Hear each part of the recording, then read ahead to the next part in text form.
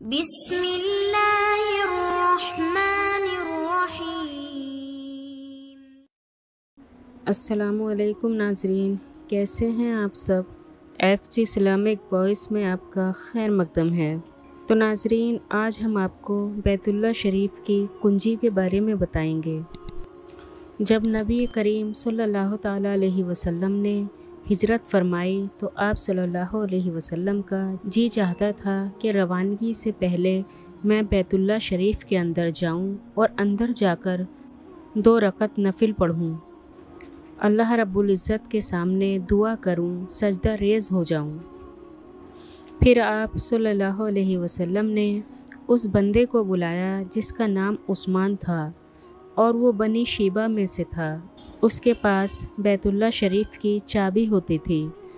جب وہ شخص آ گیا تو نبی کریم صلی اللہ علیہ وسلم نے ارشاد فرمایا کہ ذرا بیت اللہ کا دروازہ کھول دو تاکہ میں 2 رکعت نفل پڑھ لوں، لیکن اس شخص نے انکار کر دیا اور کہا کہ میں نہیں کھولتا، وہ مسلمان نہیں تھا۔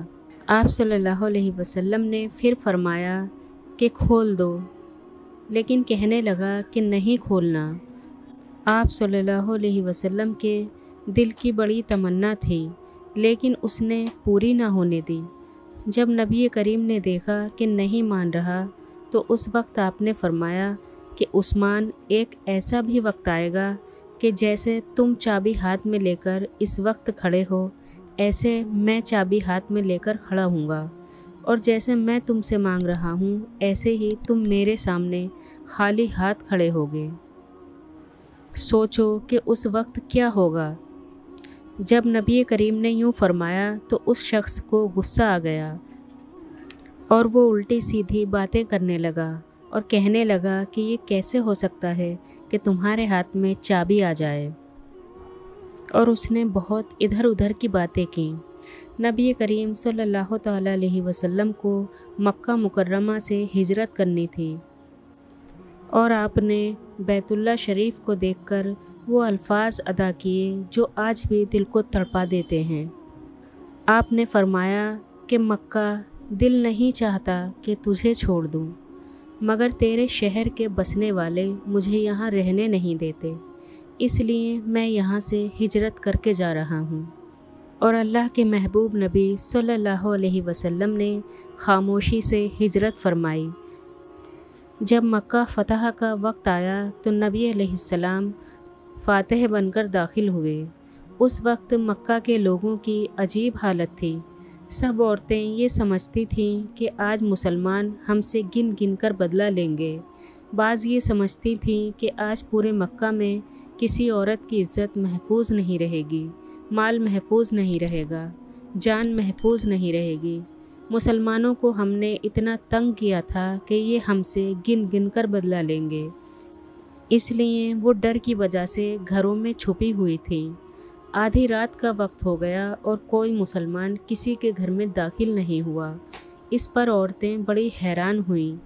انہوں نے مردوں سے کہا، جائیں جا کر پتہ کریں کہ مسلمان ہیں کہاں، یہ کوئی پلاننگ تو نہیں کر رہے۔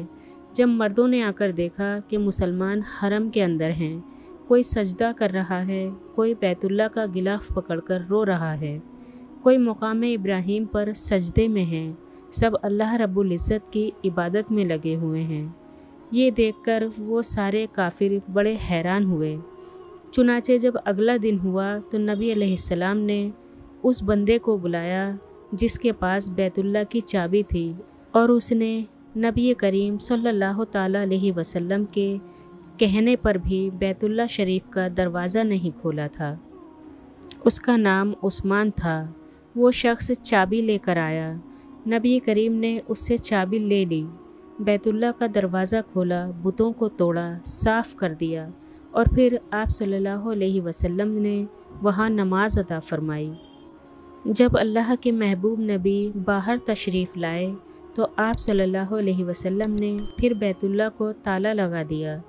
جب نبی کریم نے بیت اللہ کو تالا لگایا تو اس وقت وہاں پر عجیب منظر تھا، کیونکہ مکہ مکرمہ والے سمجھ رہے تھے کہ وہ بڑا خوش نصیب ہوگا جس کے ہاتھ میں آج آپ چابی دیں گے۔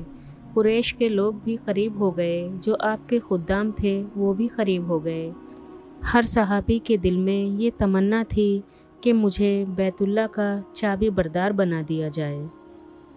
جب کوئی فاتح بن کر داخل ہوتا ہے تو وہ دشمن کو ختم کرنے کی کوشش کرتا ہے۔ ساری دنیا کا یہی دستور ہے، مگر نبی کریم تو ایک نرالے فاتح تھے جنہوں نے ساری دنیا کو اخلاق کا درس دینا تھا۔ آپ تو پوری دنیا کے لیے رحمت بن کر تشریف لائے۔ چنانچہ نبی علیہ السلام نے جب تالا لگا دیا تو اس وقت عثمان آپ کے سامنے تھا۔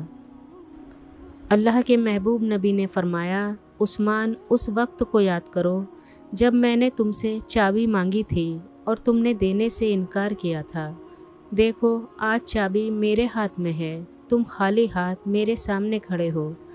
نبی کریم کا ارشاد سن کر عثمان کہنے لگا کہ آپ بالکل ٹھیک کہہ رہے ہیں۔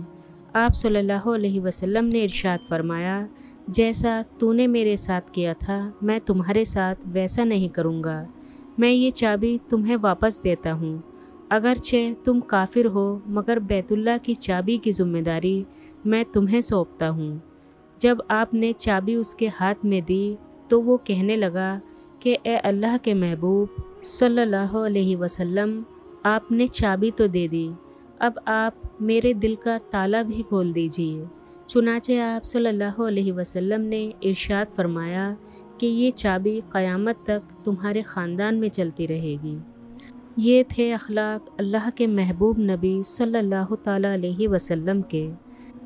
اسی کو اخلاق عظیمہ کہتے ہیں، اور یہی آپ کے اخلاق تھے کہ جنہوں نے بڑے بڑے بادشاہوں کو، کافروں کو آپ کا غلام بنا دیا، اور یہ اخلاق ہمیں اپنے اندر پیدا کرنے کی ضرورت ہے۔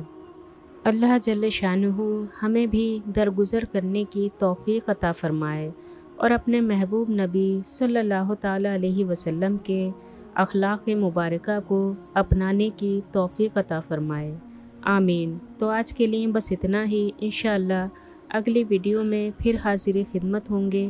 اللہ حافظ۔ چینل کو سبسکرائب کریں، ویڈیو کو لائک اور شیئر کرنا نہ بھولیں، بیل آئیکن کو پریس کریں تاکہ ہماری ویڈیو کی پہلی نوٹیفیکیشن آپ تک پہنچ جائے۔